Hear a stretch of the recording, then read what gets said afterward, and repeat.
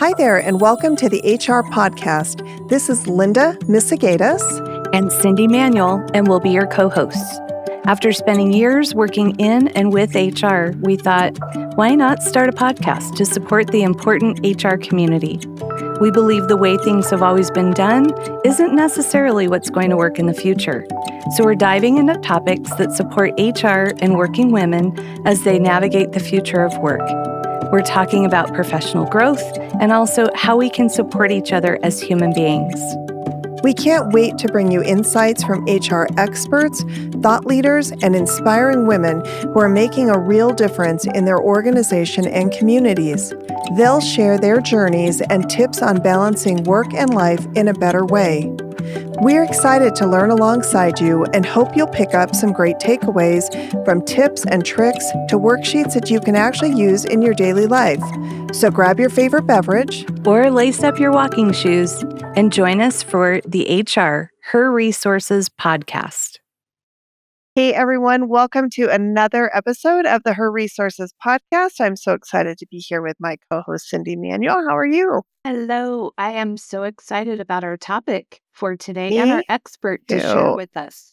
Absolutely. Well, and have you, I don't know if you've been watching, but we're getting some followers out there. I'm pretty excited. Isn't that crazy? Right? Oh my gosh, it's so fun. It is kind of fun, isn't it? It's like each day I look and I'm like, how many do we have? So thank you to everybody who's a part of our community now. That's amazing. No, we are so excited about it. It's just so much fun to just watch it. We hope, we're getting some good feedback and some good comments. And so we're super excited about that. I love that part too. Part of that is because we have such incredible guests that we get to bring on our show. And our guest today, Amy Doughton, does not disappoint at all. Amy is the Associate Partner of UKG Services for EPI-USE, actually. She is an innovative and energetic with a passion for doing the right thing while getting things done. And I know that personally because Amy does a remarkable job working with us and with all of the customers out there. She's an effective communicator with the ability to bring consensus to groups and inspire others to produce exceptional results. She leads an amazing team, resulting in consistent contributions to corporate growth and productivity. Amy has over 20 years experience in enterprise software development and implementation consulting. She's developed and executes strategic business development initiatives in both internal and external clients. She really knows how to demonstrate an effective balance between subject matter expertise and then actual execution in the real working world, because we all know what that's like.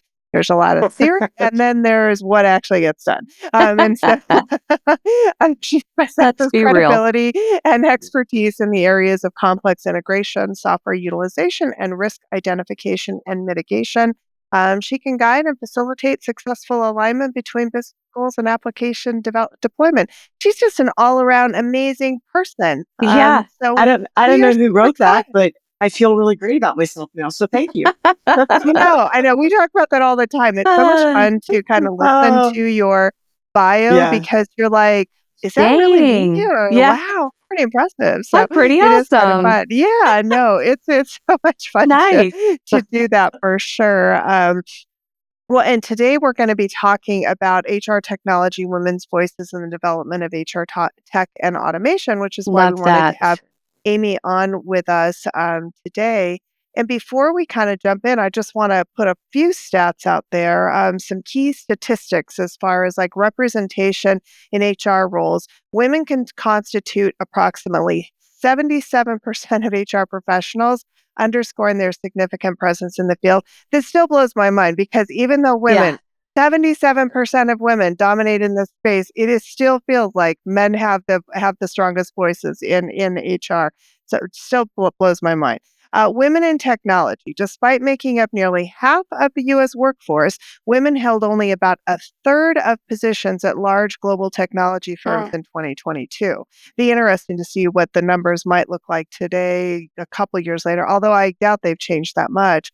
And then in leadership positions in 2022, women occupied 26% of C-suite roles, with only 5% being women of color. So ladies, we have some work to do out there. We do a lot of work to do. Yes. Yeah. Nope. I totally agree. Well, Amy, before we jump into the hard stuff, let's talk about some fun stuff because you Okay. actually are doing some cat rescue. And I do want to put this I out because am. it's such a great story when Amy was telling me about how this kind of happened. So share with everybody so they get to know a little bit of who Amy is. Absolutely. As a matter of fact, if you give me just 1 second, Yes. sorry, like literally give me 1 second. Yeah, you're good. Are we going to have a friend visit? Well, Oh, I wasn't expecting to have a no. friend visit. Wait, hand the babies through. Right. I wish I could just Yes. say yes, right. Oh my goodness. Oh, that is amazing. Oh, But sweet. if we're gonna be casual, Hey, we are yes. casual here. So Yeah. so I will tell you that I have been bottle feeding this kitten every 2 hours for Oh, the past 2 weeks. So no. it is like having a newborn. Oh, So yeah. my a very close friend of mine and I, during the pandemic, when everybody was home, started to realize that there was a very large need for cat rescue. Well, Mm. there's a lot of feral cats in our community. Cats can get pregnant when they're 4 months old and can have up to Oh, four litters wow. a year. So Oh it my becomes just this exponential issue. So we started a cat rescue where we do a trap, neuter, and release program, which basically means we trap them. They're feral cats. They're wild. We give them a rabies shot. We neuter them or stay them so that we can stop that cycle. Mm. But with feral cats comes kittens. And so we rescue the kittens and we take care of them, and then we are able to adopt them out. So far, over the last couple of Awesome. years, we have had 600 cats pass through our wow. rescue. Oh my goodness. That So quick incredible. plug, it's Tats of Davidson. If Yeah. you want to follow us on Facebook or Instagram. So that's what I do for fun. And I'm looking Aw. forward to her getting to the point where she's not bottle feeding every couple hours. I can only imagine when we got a Yes. puppy a little, he's like 21 months ago. It was like, what in the heck were we thinking? It was like having a child all over. So true. It I it is always, it is a lot. Yes. yeah. And I always told my husband, we've never bought an animal. I don't know if that's the right terminology because we've It never done. is. It We've is. always rescued our furry friends, and so I had always said though 3 years or older. And we actually at one point adopted a dog that was 10 years old, and the Yeah. rescue was like, "Are you sure you want to adopt Oh, him?" Like kids it's Absolutely. we the are. perfect Yeah. age. Yes, that's Yeah. absolutely right. And you think about animals who are that age who have had a loving family, and then all of a sudden, maybe for whatever reason, they don't have that family anymore, and how scary. So I think Right. that's a And he wonderful was thing that you can do that. amazing. So then we got Buckley, who was our puppy, when he was 8 weeks old. And my husband was like, "Are you sure, Cyndi? You said you never wanted a Yes, yes, I puppy." really am. A lot of work, a lot of Oh work, Yes, my but gosh. Right. so worth it. And he is Yeah. very just much the so. crazy Yeah. man in our lives now. And since we're empty Oh, nesters, it's fun to have him No. around for sure. I love that's that. Well, Amy, fantastic. Yeah. we'll put your the link Yes. to the Oh, rescue thank out you. there so that That way, would be yeah, we can fantastic. promote that out Yeah, Love there. that. that would Absolutely. be great. Well, let's jump in a little bit on the evolution of HR tech. And I'd love to get your take on this, Amy, as how HR technology has evolved over the last decade, because I think, we are at a certain age and we have all actually had a pretty amazing opportunity to see how much technology has evolved Oh, yeah. over our lifetime, let alone over the last decade. Mhm. It's very interesting because when you asked me that question originally, I got to thinking about that. We are so used to using technology now that sometimes we forget where we've been.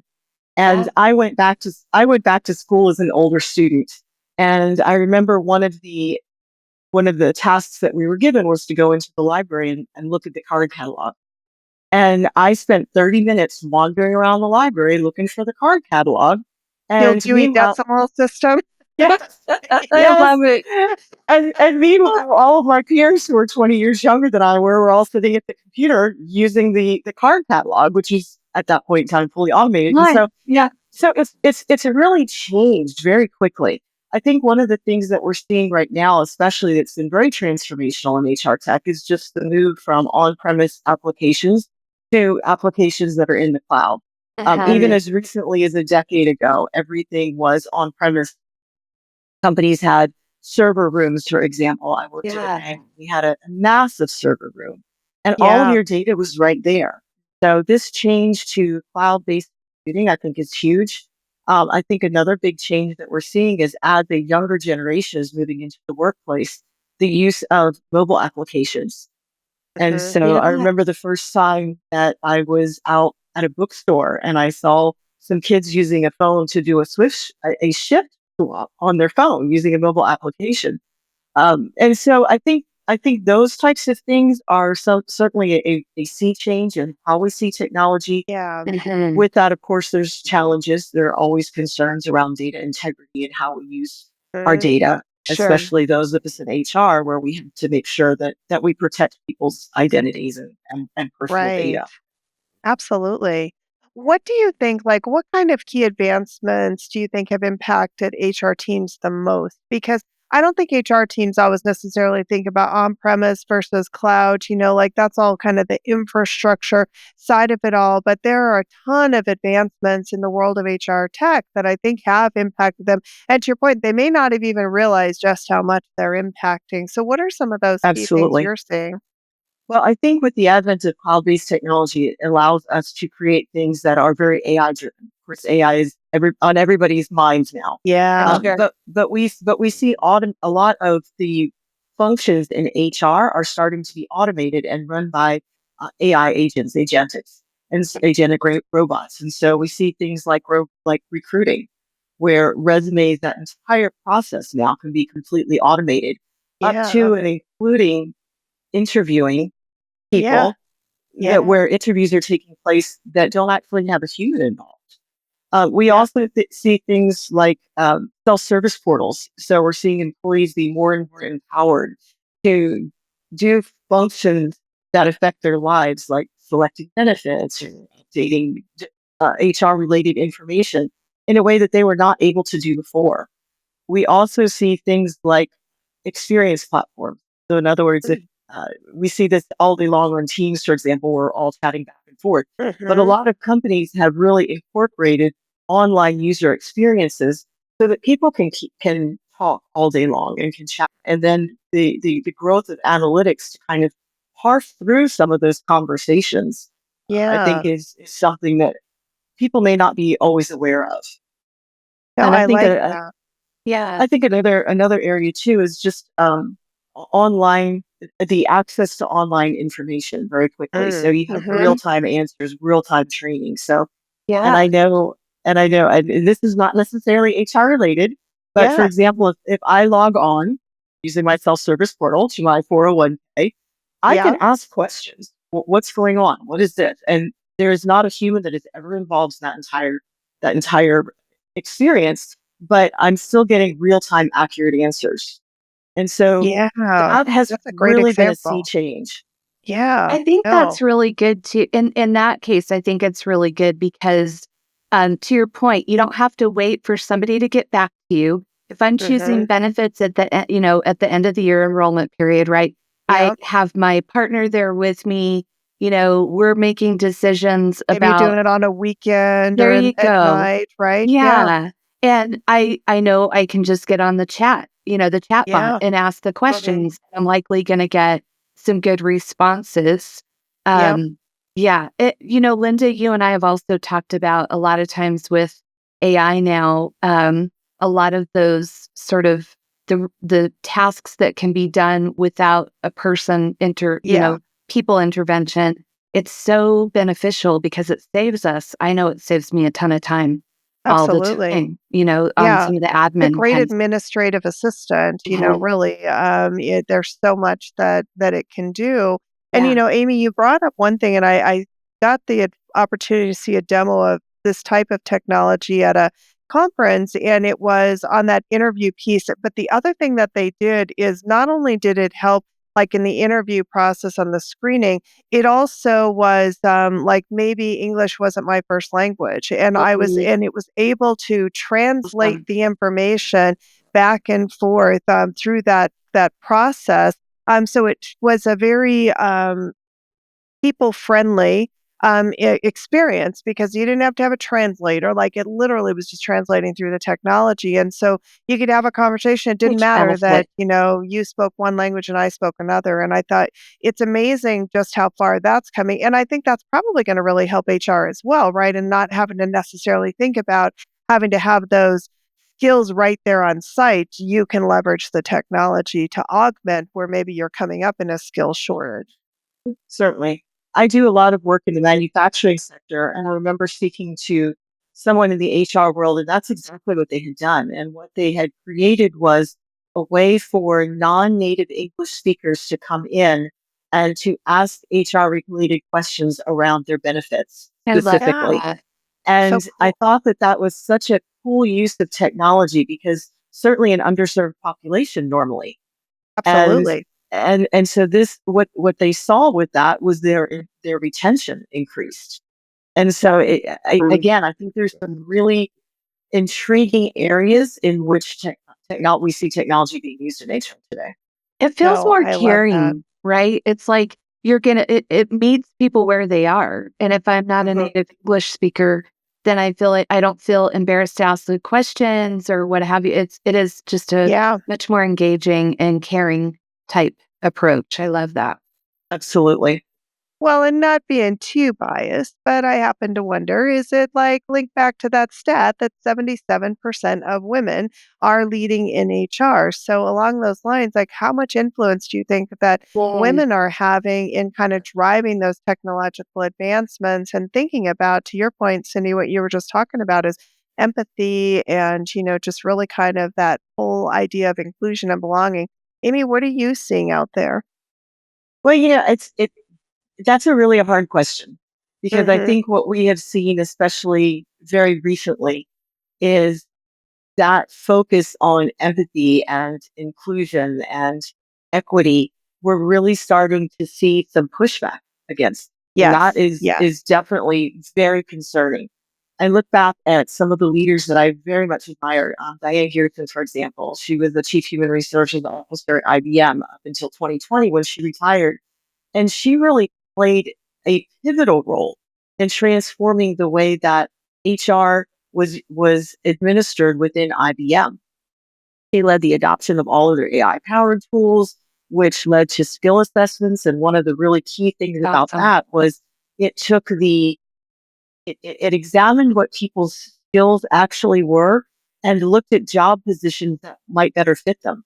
So I think we've all had that experience where we've had people within our groups that we knew they just had so much potential, but maybe they just weren't quite fitting. And it was because we Yeah. hadn't really identified what their strengths were, what their skills were. And so some of the work that she did around that was really transformational. And she also did a lot of work around bias-free hiring. So when we talk about diversity and Mhm. inclusion, Right.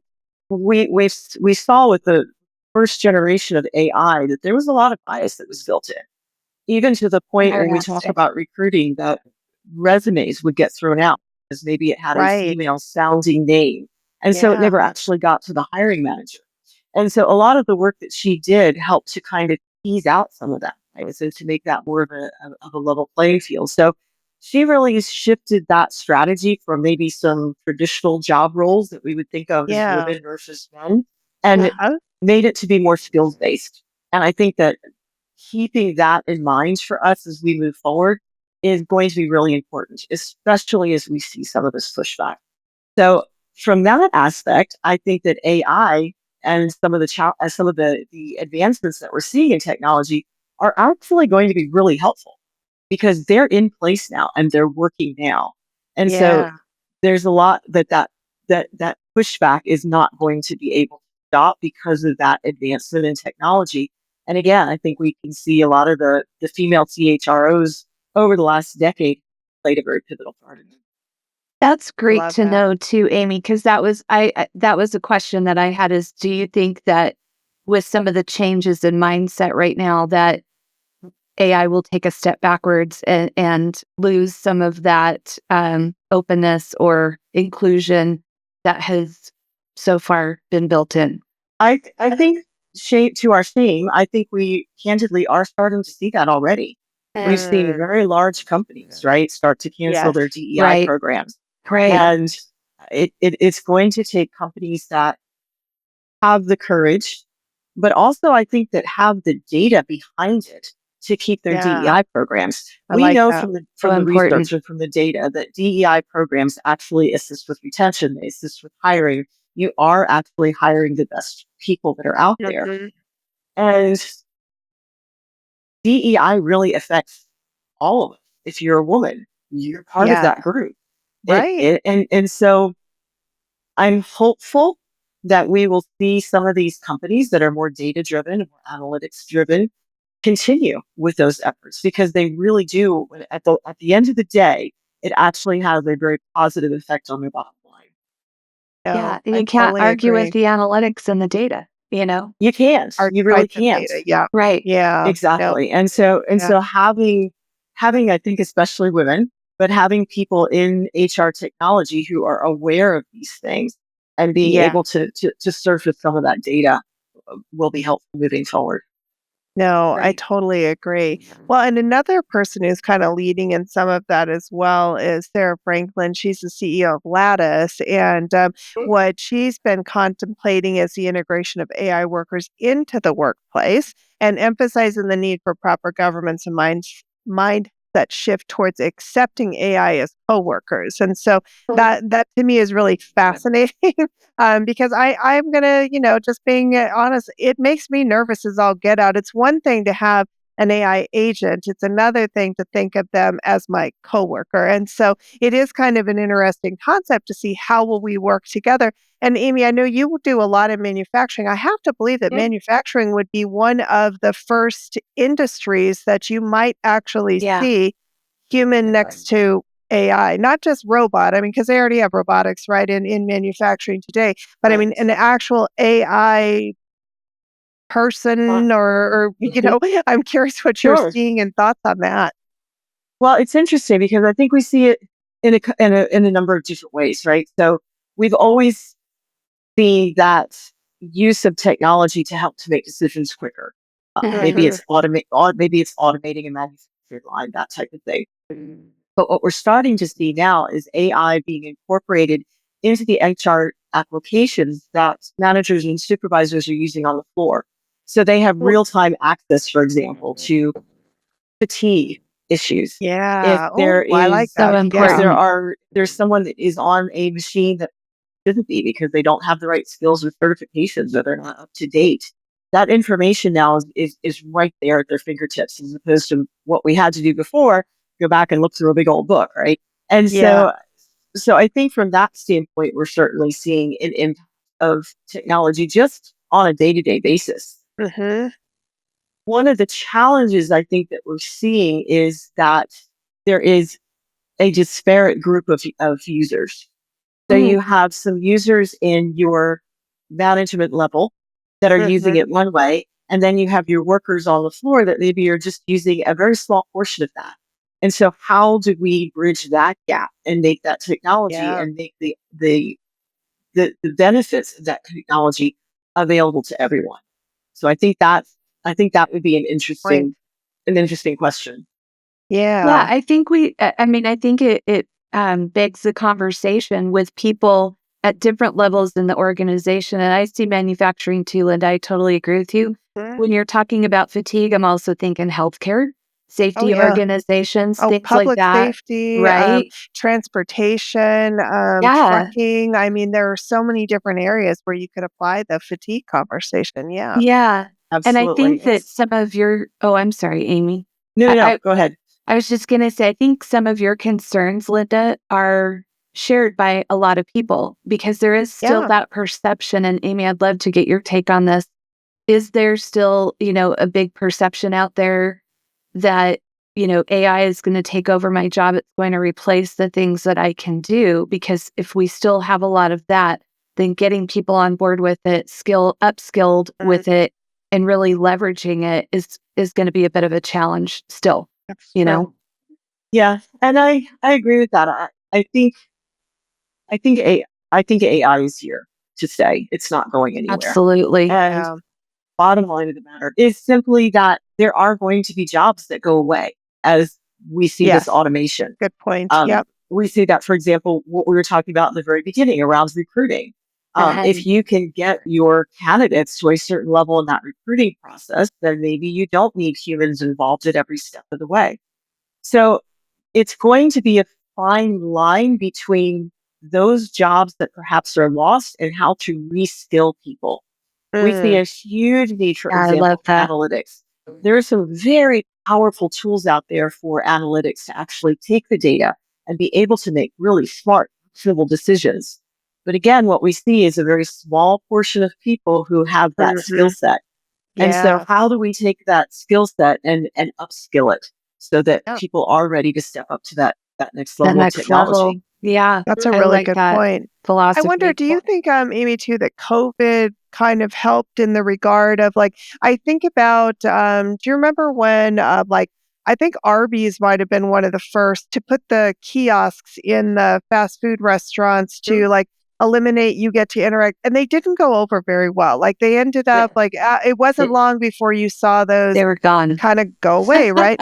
It Yeah. seems like post-COVID, and maybe it's because we got used to contactless interaction during COVID. It seems like now that's being embraced more. Do you think that's COVID related? Do you think that's more advancement in the technology? Like, what do you think are maybe it's a little bit of all of that?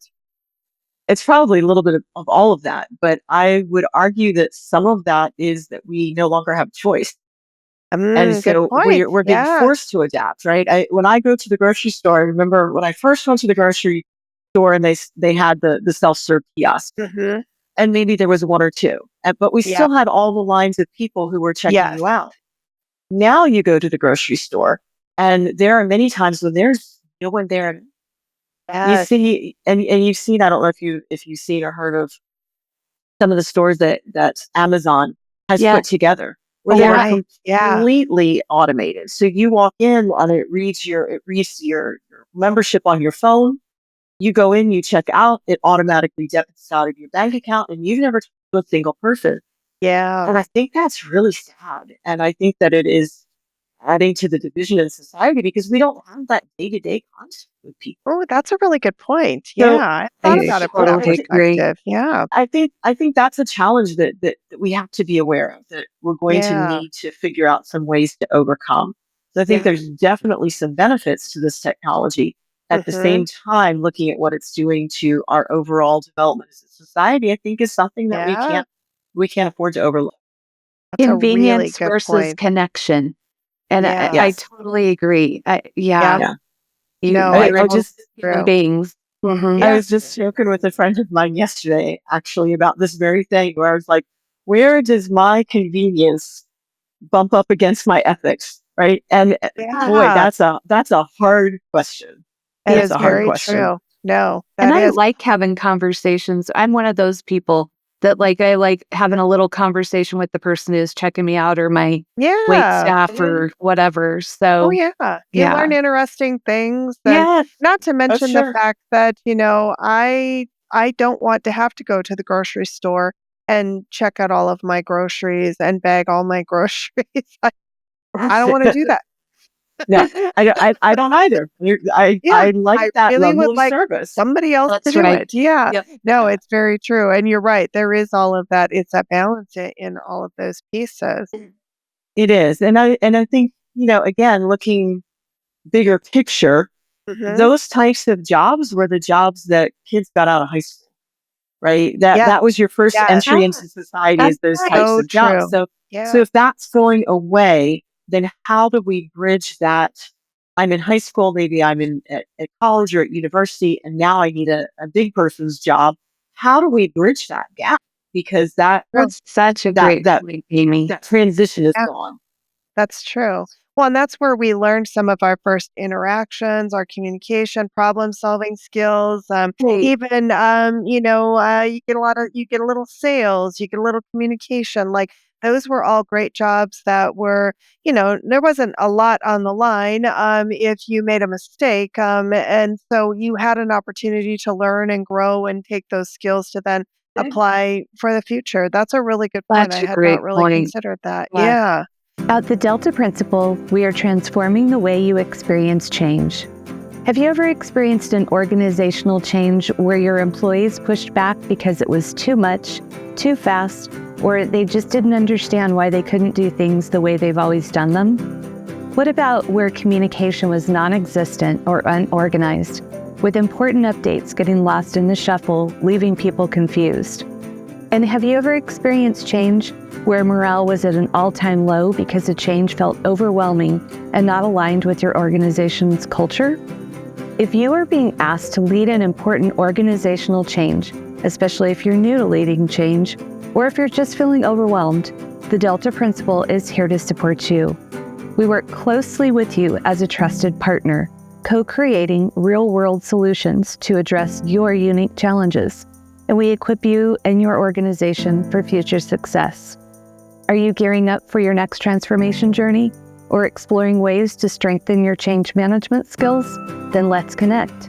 This year, we're thrilled to introduce Leading Change, a training designed for leaders driving organizational initiatives, and Navigating Change, a training tailored to empower teams and adapting to change with confidence. Our coaching and training sessions are fully customizable to meet your organization's unique needs. Reach out today to see how we can partner with you to make your next change a success. You can find us on LinkedIn or by emailing us at info@thedeltaprinciple.com. Well, so I'm curious, like, what do you think the industry can do better in kind of fostering that inclusivity and equity in HR technology? Because we do still, like, it is still an interesting field around HR technology, and it is very rooted in the same old players that have been around forever, right? It's hard for new players to break into the world of HR technology. So I'm just kind of curious what your thoughts are around that.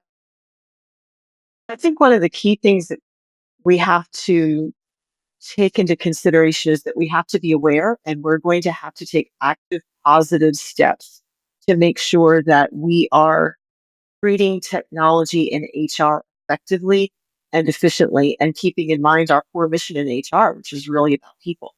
So Yeah. I look at things like their UKG, for example, has a pay equity dashboard, which is Mm-hmm. fantastic because I haven't gotten to my 70 cents of my $1 salary of the year yet, Right. right? I mean, we're still Yeah. lagging behind in that. And so if you are using things actively like pay equity dashboards or there's the Mom Project out there. I don't know if you've heard of the Mom Project, but No. Mm. it takes women that have left the workforce to raise their Okay. children who have great experience and really Yeah. great work ethics.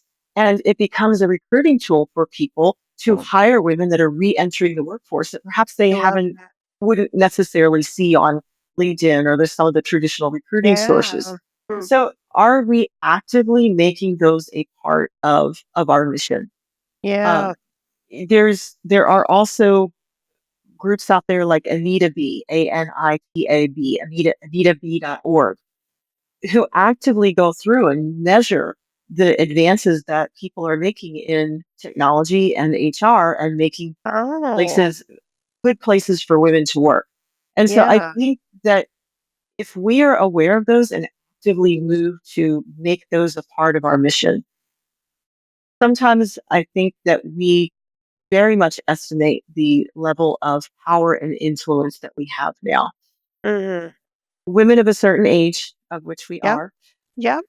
I think we were raised very much to feel that we didn't necessarily have a voice. Yeah. You know, it's the, well, I don't know if this is a good idea, but I was kind of thinking that Mhm. maybe we could do this, Yeah. right? And Yep. and so changing that conversation to be Yes. direct, to recognize that we do have a powerful voice, we do have influence. And so we do have the capability to say, hey, have we looked at the Mom Project as we're starting to Yeah. recruit? Have we looked at pay equity within our company?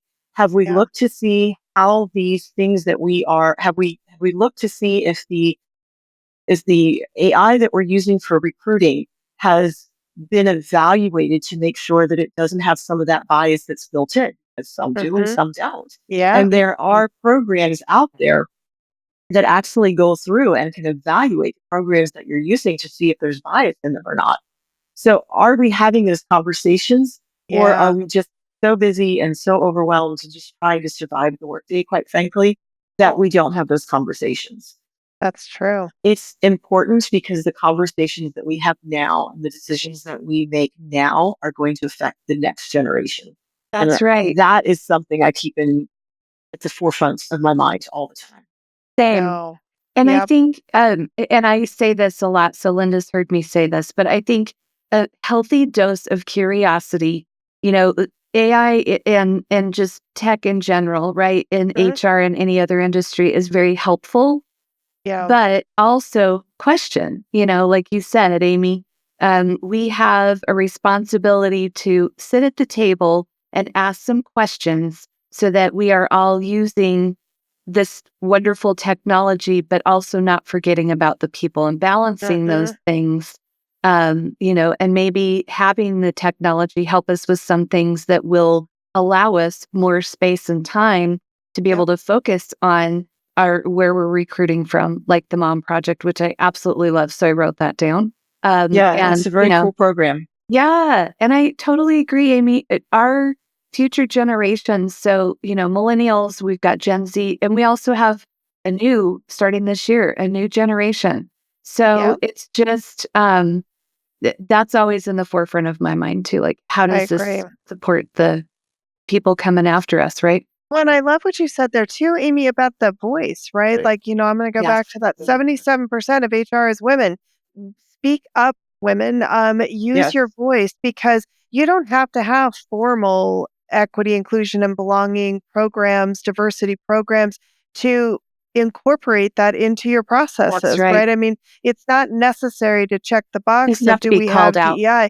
Yeah, exactly. It's like you have an opportunity and then let your voice be heard. Speak up because it is about the people. If you take out all of the components of what make and the requirements of why we have DEI and B today, it's because we've removed the human aspect of all of those pieces, right? When you start to just look at people as humans, then you can really start to incorporate that in. And so if you're naturally thinking about that you're just a human being, so what do I need to do to ensure that I'm making a fair and equitable environment for anybody who's coming in? Then you naturally can foster those environments, and as long as you're speaking up, right?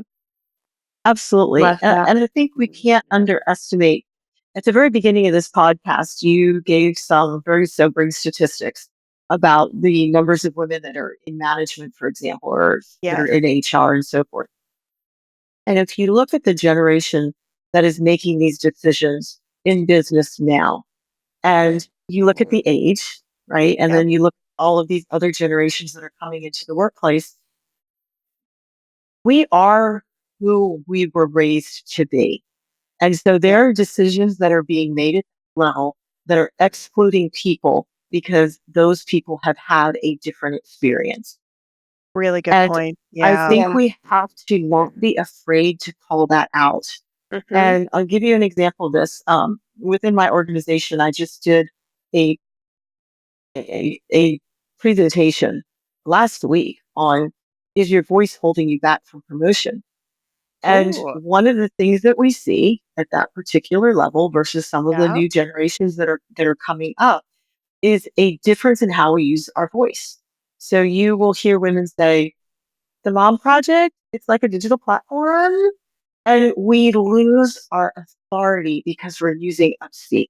Now, that Yeah. has nothing to do with HR and technology Nope. particularly, but as women in HR and technology, as we are mentoring these women who are coming up in technology, who are having these conversations about software architecture and design and how we're going to use AI in the marketplace and what analytics look like.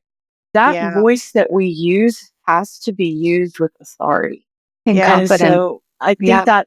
I think that's something that we can help to coach the next generation I in agree. using their voices properly. I love that. Well, and That, that's what we're hoping with our platform I here was is to really just kind thinking of, that. Yeah. give that voice to women and to provide those mentoring opportunities to hear women from various generations and experiences kind of talking about, because you're right, our experiences have all been very different depending upon what age you are and what generation you grew up in. your experience was very different and it has shaped who we are today. I think that's a really good point, Amy. Yeah. Exactly. And then, and along those lines, think women of a certain age, we are just now starting to talk about things like menopause. We'll go Yes, ahead and say the M word, right? And absolutely. so, Yeah. and so when you are with women of a certain age, like we all are, there Yeah. is a level of empathy and understanding that we bring to the table that technology is never, ever going to bring to the table. That's right. So And, true. and so it's really that marriage between the advances that we're making in technology, plus what, as you said, as human beings, Yeah. how we round out those advances. That's Yeah. right. I think you cannot have one without the other. No, I totally I love agree. that sort of how you button that all up, Amy. That was Yeah, awesome. that was really good at bringing it all around. Yeah. So, Amy, from your like, if you're giving some advice to these to women today or even future generations, how can they continue to shape HR tech innovation? Like, how do we ensure that women's voices are being heard in those circles? And that's a great question. I think it really starts from a very young age. How we are encouraging our young women to stay in the STEM fields, for example, how we encourage them to have those conversations, how we make sure that they have those tools available to them to develop. So if you have a young woman, for example, who is interested in technology, are we giving her those opportunities? Are we making sure that we are providing them intern opportunities, for example, at our organizations? But then I also think really listening to them and giving them the opportunity to have that, to speak those words out loud. More and more, we're starting to see these stories of women, for example, that we went to space because of the math that a woman did. Yeah, Who knew no that? idea, Not right? I I know didn't know it, how right? amazing is that to learn these things? I totally agree. It really is. Or when you learn that, for example, a very famous actress is the one who was behind some of the computer spyware that's out Yeah, there. Again, yeah, who knew? Women play such um, an integral part. And so, learning those stories, knowing those stories, and being able to Sharing pass those them along, stories. yeah, Yes. and then making sure that when we are in those conversations, when we are having those software architecture type of design yeah, conversations, that we make sure that we're bringing women to the forefront, to have, because Absolutely. we are every bit as capable of yeah, the men as having these conversations. So I think 100%. a lot of it has to come back. It has to come back to awareness and having the courage to speak up, Yes. Yeah, and not being afraid, not being afraid. And we should be, and not to shit all over us, but Yeah. and we have a responsibility yeah, to share those stories that you're talking about, Amy. I have a really dear friend, Renata Coletti, who is a leader in STEM, but one of the very few from where Linda, you and I came from, McData, which got yeah, acquired by several other companies over the years, that she remained a leader. And I'm telling you, her people would have followed her off of a cliff, and they still to this day absolutely love her. And sharing yeah. these stories is paramount. I totally We agree. just need to.